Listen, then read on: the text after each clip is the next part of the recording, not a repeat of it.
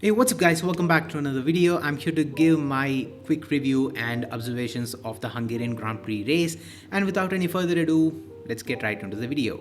And before we get into my race observations, I would like to give my quick overview and review of the entire session. Well, the race was just dramatic, though the racing itself was pretty mellow and straightforward, but I think the drama over the radio more than made up for the lack of action on track for the most parts. And in the discussion of on-track battles, I think it's a perfect segue for me to get into my first race observation. I mean, despite having double DRS, overtaking was proven difficult even with the tire offset. Drivers with faster cars were stuck behind the slower cars. I mean, despite being slow, the cars ahead were able to keep the faster cars at bay. Alonso, Stroll, Ricciardo, Verstappen all struggled to make a pass on track, making pit stops and strategies be the only option to make a overtake on the slower car ahead. Checo and Russell were really quick and competitive, I mean just as quick as their teammates ahead. What happened in the qualifying yesterday really took a beating on what these drivers could have achieved in the race today. Being stuck behind slower cars at the start of the race really compromised on what these two drivers could have achieved for their team in this race. Nonetheless, I think it was a clean race execution from Checo. I mean, it should be a huge confidence booster for him heading into Spa. And the fact that in terms of the finishing positions, he was not miles off of his teammate. So yes, I think he really maximized on what he could have done out of this race. Same goes for Russell. I think he really made the best out of the situation, and both the drivers executed a very clean race to make a solid recovery for their team. I mean, Max was just not happy this weekend.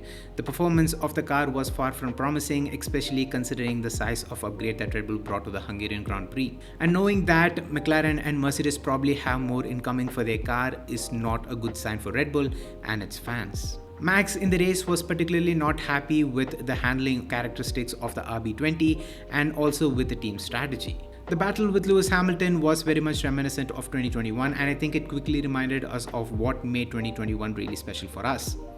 Though the crash was a racing incident, I think if there is someone to blame, I think Max has to take the blame for it. I mean, he came in too hot and he was probably never going to make the corner. So yes, this race clearly shows that if Red Bull can't sort out their performance issues in 2024, Max Verstappen's move to Mercedes for 2025 looks more likely, especially if Mercedes continues to make their car quicker and quicker as this season evolves.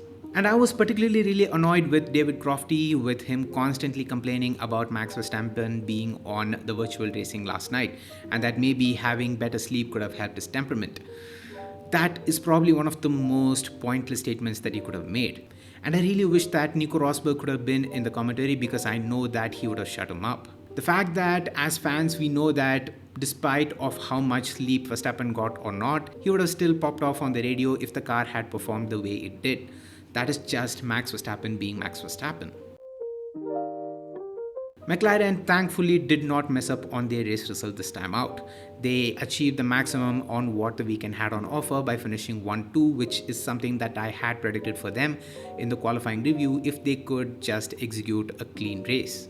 But I still think there was a bit of a mismanagement from the team. I'm sorry if I come across as a bit of an anti-McLaren. It's not that.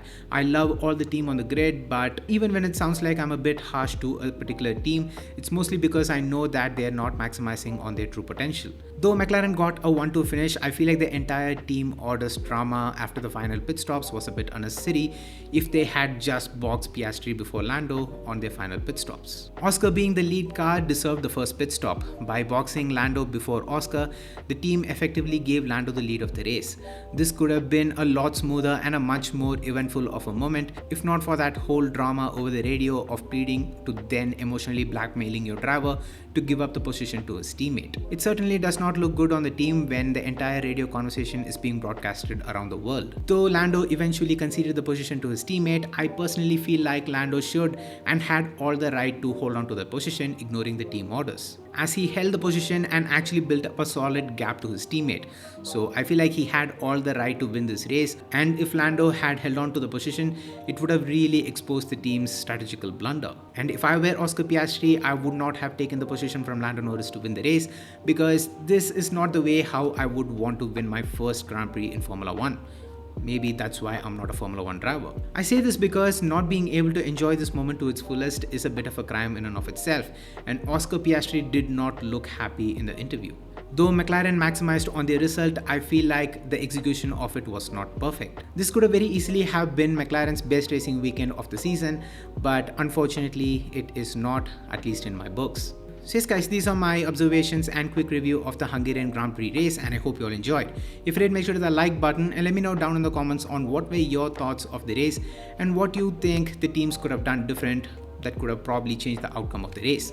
Put it down in the comments. With that being said, subscribe to the Renmaster channel if you haven't already. Also hit the bell icon while you're at it so you get notified whenever I upload a brand new video. And until next time, it's me Vinesh from Renmeister, and I'm out. Love you guys, stay safe, peace.